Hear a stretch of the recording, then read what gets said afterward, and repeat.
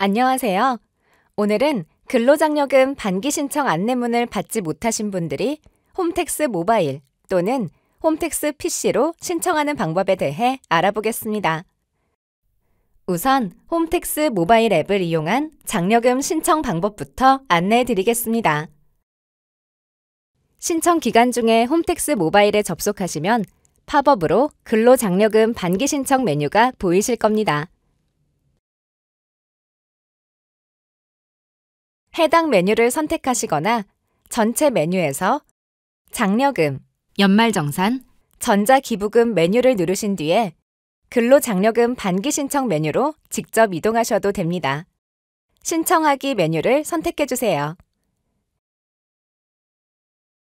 미 안내자의 경우 하단에 로그인하여 신청을 선택합니다. 로그인 방법으로는 인증서 방식과 아이디 방식 등이 있습니다.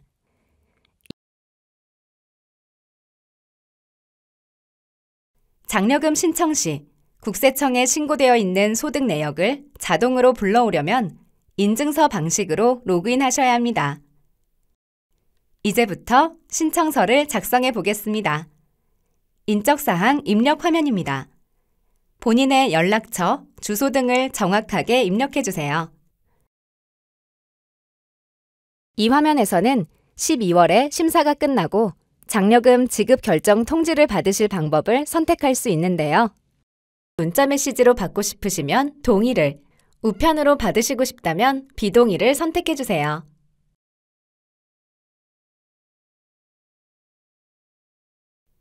다음은 가구사항 화면입니다. 기본적인 가구사항은 채워져 있을 건데요. 만약 사실과 다른 사항이 있으면 삭제나 가구원 추가 버튼을 눌러 가구사항을 정정하시면 됩니다.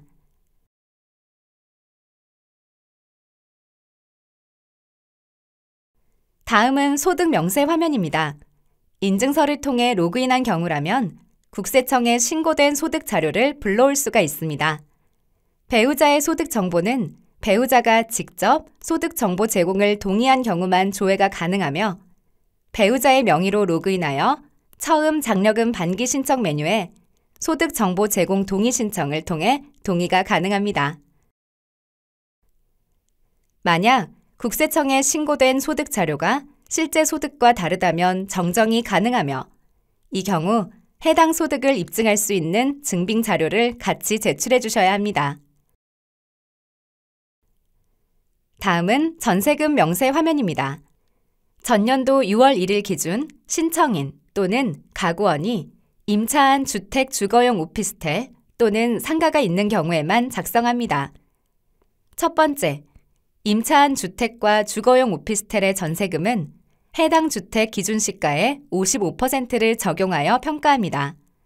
다만, 임대차 계약서 등을 통해 확인된 실제 전세금이 간주 전세금보다 적은 경우에는 실제 전세금으로 적용되니 이런 경우라면 전세금 명세를 입력하신 후 임대차 계약서 사본 등 증빙 자료를 함께 제출해 주세요.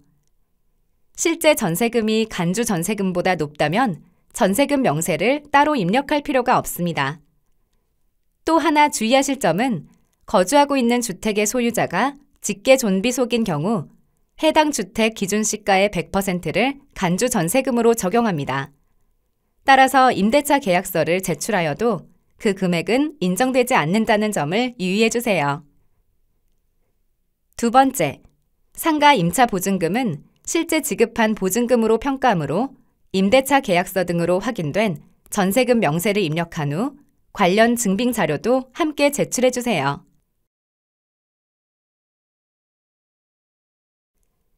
다음은 환급금 수령 방법을 선택하는 화면인데요. 계좌로 받으실 때 주의하실 점은 반드시 신청인 본인 명의의 계좌만 가능하다는 점이고요.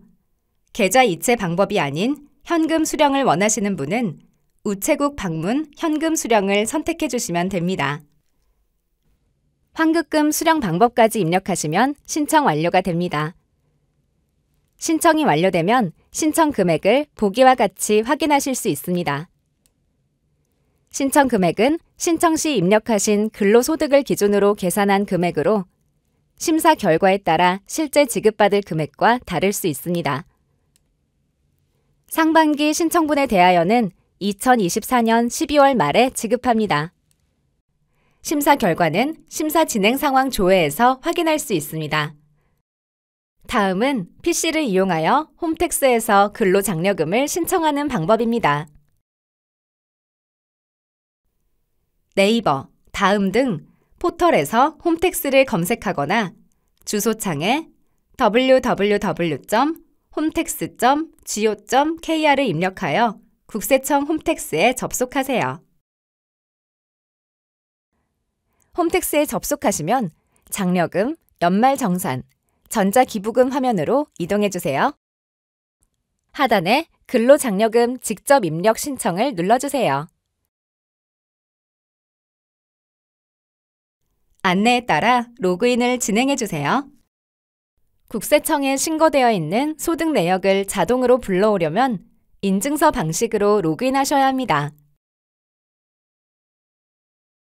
이제부터 신청서를 작성해 보겠습니다. 인적사항 작성 화면입니다.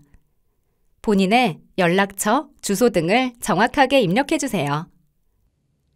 이 화면에서는 12월에 심사가 끝나고 장려금 결정 통지를 받으실 방법을 선택할 수 있는데요.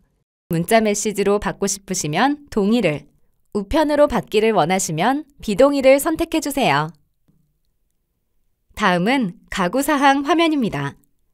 기본적인 가구사항은 채워져 있을 건데요. 만약 사실과 다른 사항이 있으면 삭제나 가구원 추가 버튼을 눌러 가구사항을 정정하시면 됩니다. 아래 연간 소득 금액이 100만 원 이하인 만 70세 이상 직계존속 부양 여부도 체크해 주세요.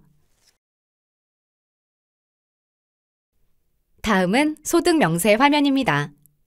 인증서를 통해 로그인한 경우라면 국세청에 신고된 소득 자료를 불러올 수가 있습니다. 배우자의 소득 정보는 배우자가 직접 소득 정보 제공을 동의한 경우만 조회가 가능하며 배우자의 명의로 로그인하여 처음 장려금 반기 신청 메뉴에 소득 정보 제공 동의 신청을 통해 동의가 가능합니다. 만약 국세청에 신고된 소득 자료가 실제 소득과 다르다면 정정이 가능하며 이 경우 해당 소득을 입증할 수 있는 증빙 자료를 같이 제출해 주셔야 합니다. 다음은 신청 자격 확인 화면입니다. 위의 유의사항들을 확인하시어 가구 유형별, 소득 요건, 재산 요건 등을 충족하신다면 선택해 주시면 됩니다. 가구원 재산 합계액이 2억 4천만 원 미만이지만 1억 7천만 원 이상이라면 해당 장려금의 50%만 지급됩니다. 화면 하단에서는 전세금 명세를 입력할 수 있습니다. 전년도 6월 1일 기준 신청인 또는 가구원이 임차한 주택 주거용 오피스텔 또는 상가가 있는 경우에만 작성합니다. 첫 번째, 임차한 주택과 주거용 오피스텔의 전세금은 해당 주택 기준 시가의 55%를 적용하여 평가합니다. 다만 임대차 계약서 등을 통해 확인된 실제 전세금이 간주 전세금보다 적은 경우에는 실제 전세금으로 적용되니 이런 경우라면 전세금 명세를 입력하신 후 임대차 계약서 사본 등 증빙 자료를 함께 제출해 주세요. 실제 전세금이 간주 전세금보다 높다면 전세금 명세를 따로 입력할 필요가 없습니다.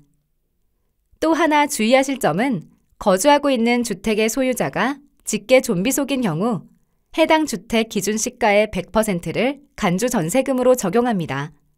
따라서 임대차 계약서를 제출하여도 그 금액은 인정되지 않는다는 점을 유의해 주세요. 두 번째, 상가 임차 보증금은 실제 지급한 보증금으로 평가하므로 임대차 계약서 등으로 확인된 전세금 명세를 입력한 후 관련 증빙 자료도 함께 제출해 주세요. 다음은 환급금을 수령하실 계좌 정보를 입력하는 화면입니다.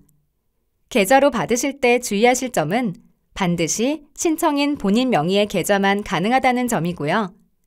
계좌 이체 방법이 아닌 현금 수령을 원하시는 분은 우체국 방문 현금 수령을 선택해 주시면 됩니다. 환급금 수령 방법까지 입력하시면 신청 완료가 됩니다.